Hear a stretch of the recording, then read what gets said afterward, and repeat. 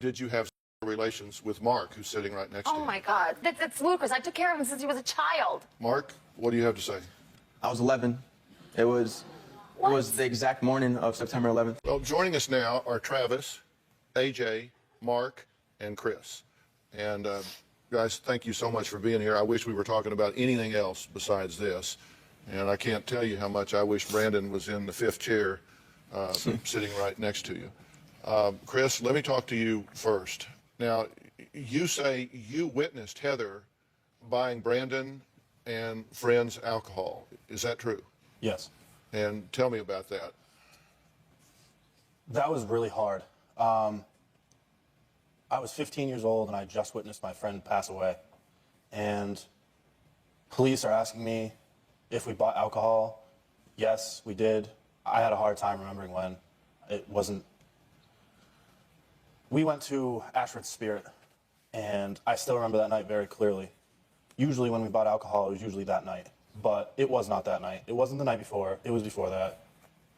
We went in, Heather and Brandon went in because Heather could not physically pick up the beer. She had Brandon go in with her and pick it up. But you say you don't drink. No. So who were you buying it for? I wasn't in there buying anything. I told you, the videotape at Ashford Spirit. Which is a store. Which is a store. They didn't know me, and they have camera right there with everybody coming in. They did not see me at all the day before, the day of, or the day after buying. They didn't even know who I was, buying alcohol for any one of those kids. Did you ever go in there and buy alcohol with Brandon? No. Never happened. No, Chris? children weren't allowed in there. That's ludicrous. Chris, what do you say about that? He's listening to All I really his have to say is if you were 15 years old, would you go to your family's package store to buy alcohol? Would that make any sense? Mm-hmm. Well, and you said you showed Heather the crushed pills that Brandon took from her purse? Yes. That night. You showed them to her when? When she got back from dropping Travis off. Okay. So when she gets back from dropping you, Travis, off, you show her the crushed pills. She comes in without Brandon. Yes. He's in the car. She comes in without him. You show her the crushed pills on the counter and say what? I showed her what he was doing. I said I was sick. I hadn't been up. I showed her everything on the counter, and I asked her, should we bring Brandon to the hospital? She said, no, he'll be all right. Just we'll check on him for a little while, which in turn meant I was going to check on him because she went to bed. Did you check on him?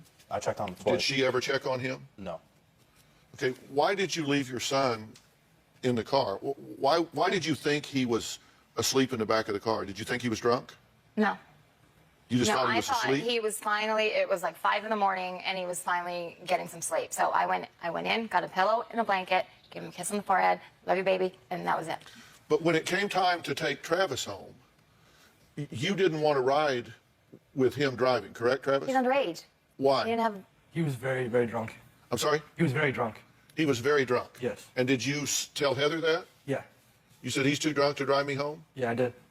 I understand he didn't have a license and he was underage, but he did drive. Yes. And you said, no, I don't want him taking me home. He's too drunk. Did he tell you that? No. Travis did not tell you he's too drunk, come take me home. No, he said, I want you to take me home. And he also told me that he snuck out and that he didn't want me to tell his father. We haven't heard everything Brandon's friends have to say about Heather's behavior.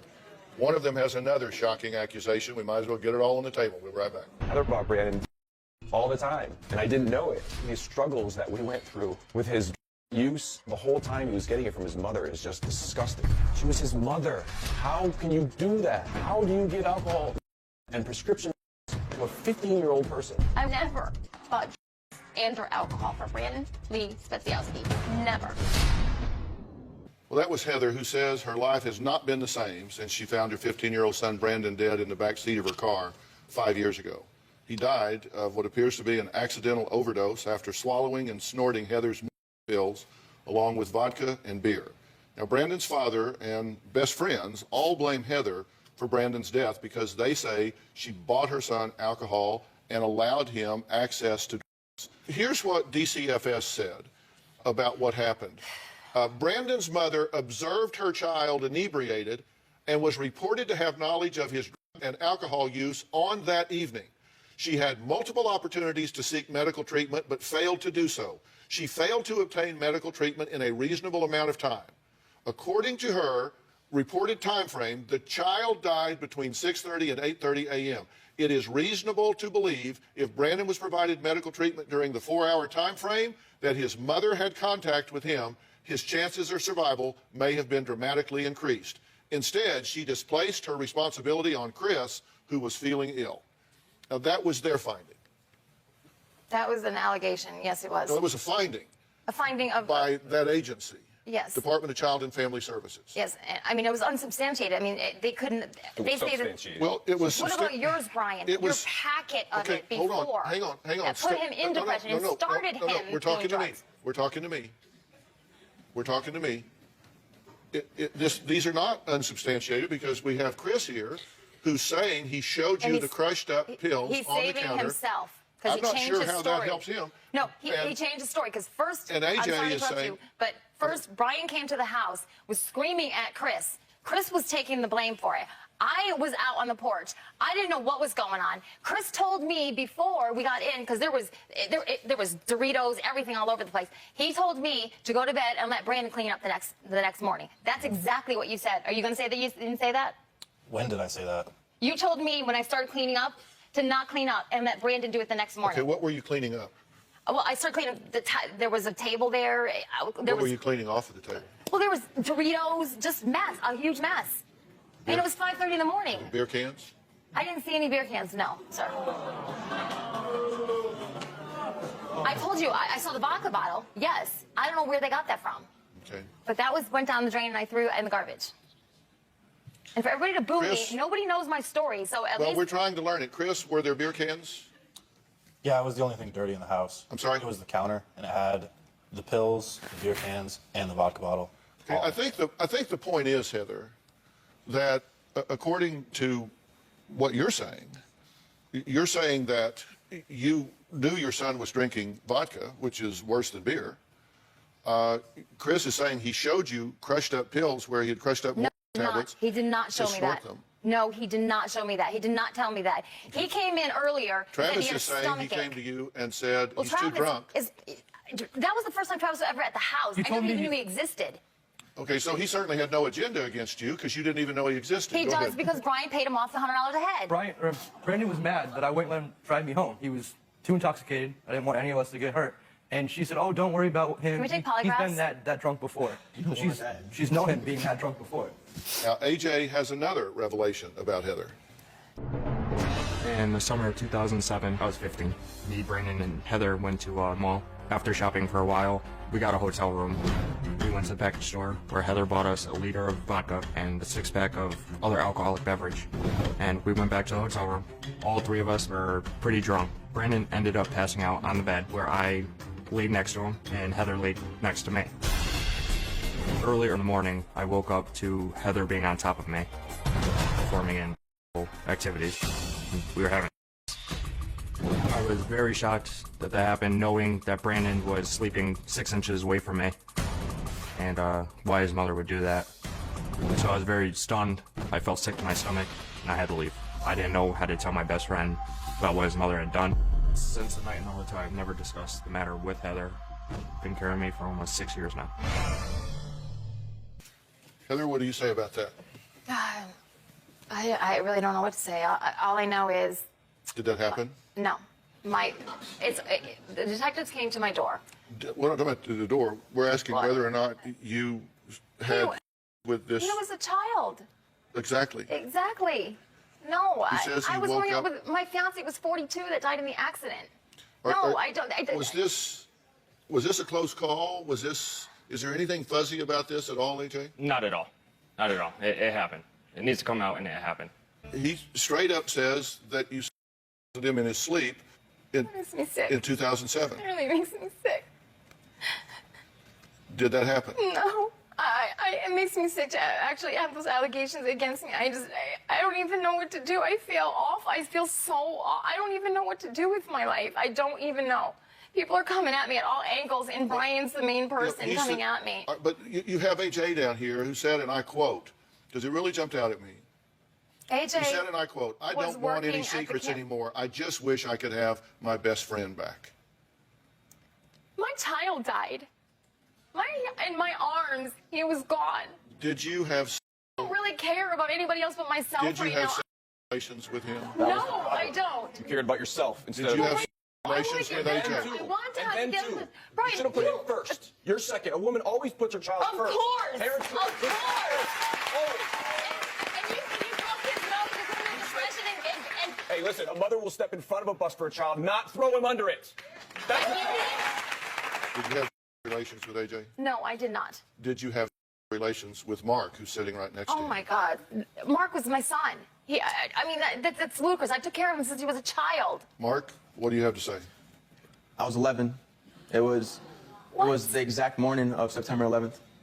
I was home from school. I actually got suspended. I woke up with her hand in my pants, and just straight to the point, I remember she just said, when we stood up after, it was probably 15 minutes after, and she's just like, "I wish you were older." Or only if you were older, sorry. Did that come from him? No, it's more of what I thought about is, Brandon, I didn't want to have to bring all this up. Mark, you're all about the money. Yeah, you're right. You came to me for cleats. I didn't give you any more money. There was no money. You went to him. Everybody else is being paid off by him, and I mean, I have proof of in those testimonies that I gave you. There was text messages when he opened a salon and said, "It's $100 a head if you testify against me and say that I bought alcohol for him." That's why he did that. It was him. He's the one who's buying all these people off. I just have no proof of it. But Well, let's I mean, ask him. Mark, did he pay you to say that, or did it actually happen? Dr. Phil, absolutely not. No. And AJ, did this actually happen? This actually happened. Do you want to hear some thoughts from me? Of course I do. I feel like the whole world's against me. That's what I feel like. I understand. And everybody, this is my life. I go home to this. I understand. And I'm concerned, and I don't know how to get on with my life now. Take some responsibility. Well, He's listen. talking, Brian. Shut your mouth for once. If somebody said that I killed my son, I would say that obviously you don't know me. I loved my child more than I think anybody could ever love a child. I still love my baby. I still talk to him all the time. Bottom line is, he died because of her. If she wasn't in his life, he would have lived. We've been talking to Brian and Heather, whose 15-year-old son, Brandon, tragically died 5 years ago of an accidental overdose after swallowing and snorting Heather's pills along with vodka and beer. Now, Heather was tried for manslaughter and negligent homicide in his death, and she was acquitted of those charges last year. I want to be very clear about that. Brian says he still believes she's guilty. In fact, he brought a civil suit against her and got an award of damages against her for the death. And of course, there are very different standards of proof in criminal versus civil proceedings. I wasn't there for any of these events. Are you with me here? You listen to me? Yes. I know that he is very upset, has a lot of unfinished business, has taken out ads against you, has sued you, sought your prosecution. Is part of this driven by his own guilt for saying to himself that he should have seen this coming or something? I mean, only he knows that. But what I'm looking at is just the pattern here. And you've been charged with manslaughter twice. I think alcohol and drugs have been involved both times. Yes, I was connected to 2 deaths. Yeah, But they were both accidents. I understand, and they both involved. And I loved them both very much. They both involved alcohol, correct? Well, yes. Okay, I'm just saying. I'm just telling you. Yes. I'm just telling you in But terms I of. don't drink. I'm on prescription. I'm trying so hard to get off of But them. really, listen to me right now. It's sorry, important I'm that you sorry. hear this Go ahead. because I kind of go through a differential diagnostic process in my brain. This is just the way I think, and so I look at long-term patterns, and I see here that you've been been charged with manslaughter twice. Both times have involved alcohol and drugs. The second time, your own son tragically lost his life. We have Chris here who is saying that you certainly knew that there was drinking and drugs involved. We have this young man, Travis, didn't even want to ride in the car because of fear that your son was so incapacitated that he couldn't operate the vehicle safely. Then we have these 2 young men in the middle, AJ and Mark, who are saying that you've been inappropriate with them on 2 occasions. I have no doubt that involved an altered state of consciousness. We have your friend who you brought with you from Connecticut to come with you and support you here, who says that you're yelling, screaming, embarrassing her. Actually took enough medication to shut down your respiration. She's pounding on your chest, slapping your face, rushing you to the emergency room. You come out here, you're slurring your words. You're making no sense with many of the things that you're saying. And so it tells me that you are in a very compromised and incapacitated state. This is not my first time to do this kind of thing. And I believe if you don't admit what's going on and get yourself straightened out, we're going to be burying you in a very short period of time. That's what I think. Brandon was my only child, and anybody that loves a child more than themselves knows that that is such a huge change in anybody's life. That hole in my heart will never heal. Best card I was ever dealt is having my son Brandon. The worst card was when I lost Brandon. I believe you have an addiction problem. And I think it is impairing your thinking, it is impairing your judgment, and I think you are medicating yourself out of guilt and fear and running from it, and you can run, but you'll just die tired because you can never escape it. And the one thing he said, as much as he has disdain for you, is he said, admit what's happened and get yourself straight. Even he, through all of his angst and hatred towards you, is telling you to get help. And you need to get help. If you do not, you're going to kill yourself and probably somebody else. And the best friend you got in this room is sitting right there in that chair. And the second best friend you've got in the room is me. Because I'm telling you, I don't think you're some horrible person that should be put under the jail. I think you need help. And if you'll take it, I'll set it up and give it to you. I will get you the help. But you have to take it. And if you don't, you're going to wind up dead, bottom line. And you can debate what you knew or didn't know that night. I think you were high that night. Dr. Phil, and your made son really dies, bad judgment. You want to die. I want to die every day of my life. I agree. I understand. I mean, you're not supposed to ever cremate and put in a little box that I saw that he did. A child. I don't know what you want out of this, but I'm telling you that you're not ever going to have a rational conversation with her until she's clean and sober. And that needs to happen before anything else happens. And I'm telling you, I will make arrangements to put you into a dual diagnosis rehabilitation facility that will deal with your depression, it will deal with your personality issues, and it will deal with your addiction. If you will take that help, I will set it up and make it happen for you. But the deal is, you go there from here.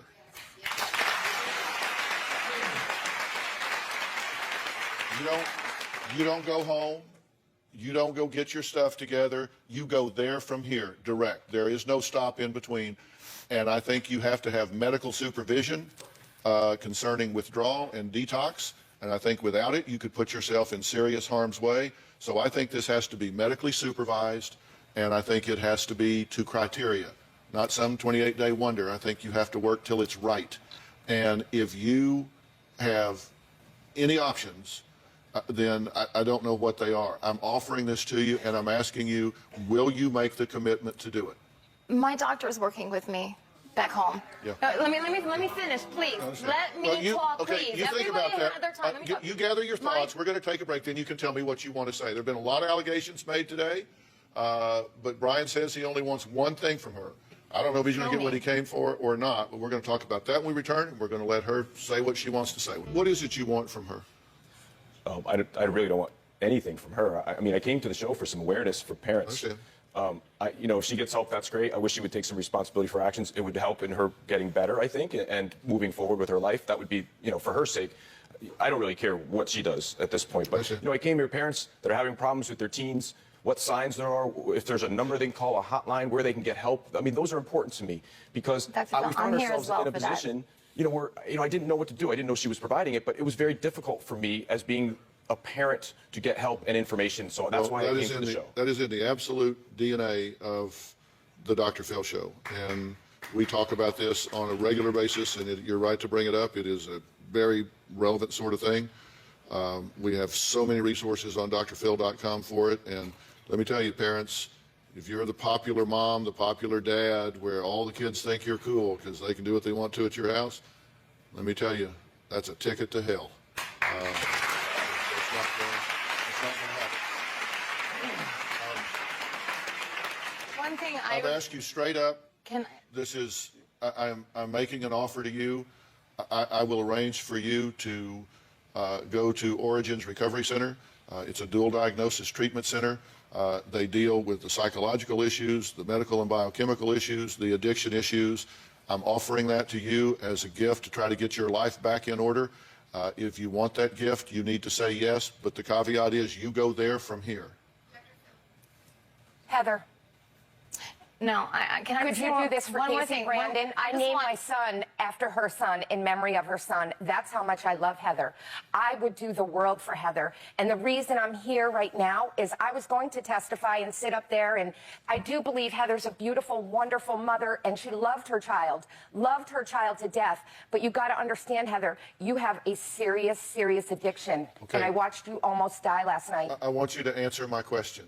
You either are willing to submit yourself to care and treatment or you're not. Dr. Phil, I am, but I also want you to know that through my whole entire relationship with Brian, he has been abusive. I left him. I divorced him because he was abusive. Then he turned his hand on Brandon. You should put I that. had a restraining order. He had to go to anger management. I mean, he needs help too. You He should just put that- put on Twitter about his daughter is too fat, and he's showing her how to lose weight. You should put He that needs on help your. too. You should put that on your list of things to do at the treatment center. Yes. To talk about that and to deal with that. I don't have anger management problems. He The does. question is very simple. You are either willing to leave this stage and be escorted to Origins Recovery Center on South Padre Island in Texas, Oh, Heather, or you're please. not. It's yes. Do it It's for a Brandon. yes or no. How dare you guys? How dare you? This is just not what I came on this show for. I understand. There's a question on the floor, Heather. You're either willing to accept it or you're not. I don't even know what to say. I'm so confused right now. I am so confused right now because I came here hating him for what he did to Brandon. Now somehow it's always turned around on me, not turned between around on you. the media and everybody I'm else. turned around you. I'm offering. You can't be the victim when somebody's offering you a gift. Thank you, and I thank you so much, and thank you for having me on and listening to my story. And I Are you asked willing for to help. accept this treatment? You asked for help. This is it. Yes, I would love to, but there's other people involved that need help too. All you need to worry about right now is you. You're either Yes, I willing to do. leave here and go there, or you're not. Can if I say yes, can you please look at him and tell him to all of them to leave me alone forever? No threats on my Facebook, nothing. I don't want anything to do with any one of those people that have hurt me. Well, None. there's a real simple thing to do, and that's just unplug from Facebook. No, You just it's don't not need to that do easy. That's not what you need to worry about right now. I'm offering you the treatment. You're either going to go or you're not. I need to speak with my parents first. Well, Her They're parents are my. Her parents are enablers. well, you're a grown woman, and You've always hated him, Brian. You You're- hate yourself. You're- You have no soul. You you're have a no grown. heart. Heather, you're a grown Dare woman. you. So I assume your answer then is no. No, I'm not Because saying the offer no. expires when I walk out of here. But understand, I do have I'm a responsibility. scared, Dr. Phil. I understand. I don't really think I have gotten off most of everything on my own with my doctor. Then it'll be easy. I came here, I had a behavioral health appointment with a therapist, and I said no to them to come to your show. Good. Good choice. So if this is a better choice for me to go there, then of course I'm going to say yes. Well, do you think I know what I'm doing? I want to heal my heart. Do you think I know what I'm doing? Yes, I do. I think this is a life-saving offer I wouldn't be for here you. if I didn't. I think it's a life-saving offer for you. I hope so. And, understand, since starting this show, I've received 5 million letters of people asking for help, and very few get through. You're here. I'm offering you this help, and you need to take it. And understand there is a condition, and you can't go backstage and change your mind. So I'm just asking you to do this voluntarily. I was just hoping to die naturally. I never, ever thought of hurting myself. Well, no, I don't mean that. I mean just, hell, if it hadn't been for Bernice, you'd be dead now. I'd be talking to an empty stool if she hadn't kept you alive last night. Then that's my destiny. Yeah. Your destiny is I to really get help, hope that Heather. it's your time. It's your time. Well, then, No. die at Origins. I'm asking you. I'm scared. I am Understand. scared. I We'll mean, talk do you about it know more how backstage. scared I was to even come here? Oh, I can imagine. I My have God. been in that house being afraid to go anywhere for so long for the sake of being, fingers pointing and everything, and not everybody knowing the whole story. So, you going to go or not? Yes, I will go. We'll make the arrangements. We'll get you transported there. We're going to sit down with you backstage. We're going to pop up a website, show you where you're going, give you all the information, all of which you're entitled to. But you're going somewhere because I'm a mess. I have so much anger inside. I don't know what that's why I'm here. And you know, I did place a lot of, can I please talk, place a lot of anger on other people. Like I blame other people. Yeah. When you know, it was hard on me. I'm the one who found my son, and it was easy just to say it wasn't, you know, I could have done something differently. I mean, even the doctor said, oh, he didn't suffer. He died in his sleep. It was an accidental overdose, which helped me. You know, so I'm scared. I am so scared of being without my little dog, which is my, you know, and my parents in my home, which I have. Okay, so this is part 2 in a 2-part episode. And the first thing I want to say here is I'm not interested in hearing about how she's a beautiful soul on the inside without the pills, and that she does all these things when she's under the influence, and that she really genuinely loved her son. This woman was just outed as a child. And I feel like that was kind of skated over a little bit, like they covered it, but then afterwards they moved on to get back to the situation with her son passing away and her addiction. But one of those boys said that she did this to him when he was 11 years old. Why is this woman not in jail? Why is she not in prison? I'm sorry, she's a child predator who abused an 11-year-old child. I do feel like this is a situation where if she were not this attractive looking woman, perhaps there might have been a stronger reaction to hearing what she did to her son's underage friends. But what she did was disgusting and abusive and traumatic. And then, yeah, she basically caused her son's death. I think she should be in prison, and I think her friend Bernice should keep her 11-year-old son away from her, because who knows what might happen. Now, back on the topic of Brandon, obviously this woman is a pathological liar and a bit of a narcissist too, it seems.